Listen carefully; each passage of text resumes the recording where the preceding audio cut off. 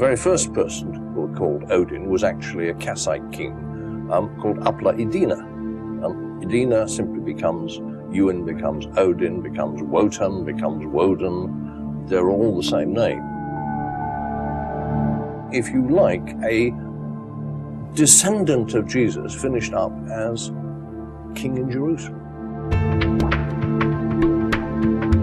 So, you know, if you like, they returned to their source. Either accidentally or by design. Either accidentally or by design. What was so special about Jesus? Was there anything? Well, only the fact that he was one of about 3 different pretenders to the throne of David. I've spent years actually doing proper research, finding proper documentation, and actually, for example, Jesus had 2 wives, not just one. One of them happened to be Mary Magdalene. Can we prove this? Oh yes, there are at least 4 documents which show that he was either married and or had children, and that he had 2 wives. Jesus' family would be written out of the Gospels.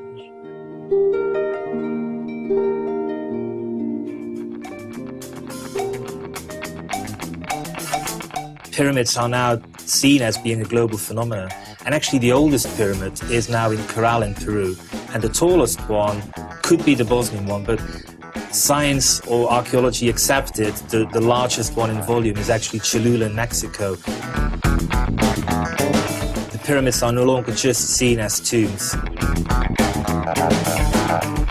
Certain people today involved in politics or trying to get their hands into politics were actually interested in reviving ancient Egyptian religion.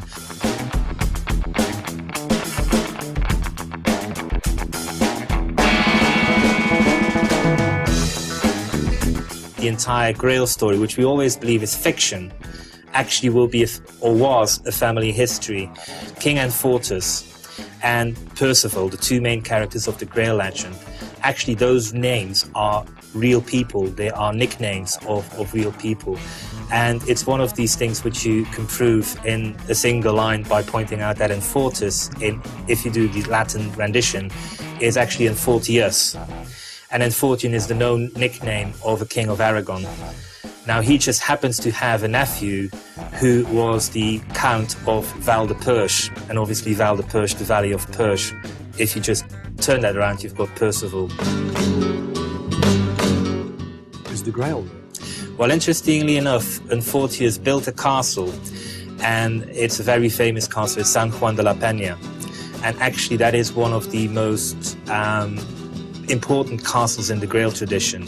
And the Valencia Cup, which is a cup which actually has got one of the best claims of being potentially the Grail. That originally came from San Juan de la Peña. Now, the twist in the book is actually that at one point, I think, the original Grail was substituted with this chalice. But it is almost a magical object. It says that it can give eternal life. It says that it is able to do various bits with water. And when you start looking into it, I think the likeliest conclusion, based on all the evidence, is that it was a magical stone. Well, the most interesting aspect, I think, has got to do with the fact that ancient religions saw these stones as literally possessing the essence of their deities. And there's a funny or a tragical story about such sacred stones in the Mayan heartland of Oaxaca, where the local tribes had certain sacred stones. And as soon as Christianity came, they had to surrender these sacred stones.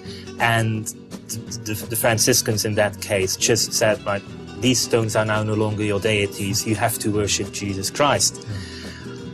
But in more recent years, the Mayans have found their voice again and are coming out.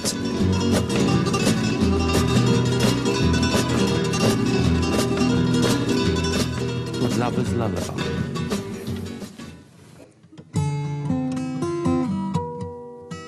To me, what spirituality means is the understanding that everything is connected, that we're all one, and we are all connected. And that's what I like to convey through the music. To me, nature is very, very important. Always been really important to me, still is. And unfortunately, most human beings don't feel good about themselves because of the amount of conditioning, the fear programming that humanity's been subjected to for thousands of years in a variety of different forms and still going on. Well, this would be very much, the line that perhaps shaman or medicine men would take in introducing an individual into the understanding of other dimensional realities, or what they might call dream time or whatever.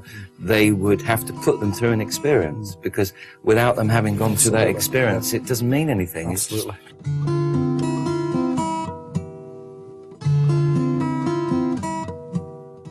I learned that when you think positively, you trigger the release, you spark an electrical impulse in the heart of the brain cell. It travels out along the brain cell arms, the dendrite arms, and it triggers the release of a chemical called serotonin. It's the feel-good chemical that helps you make a connection between the brain cells. And by thinking positively and forming these connections through the chemical release, you activate the whole of your brain.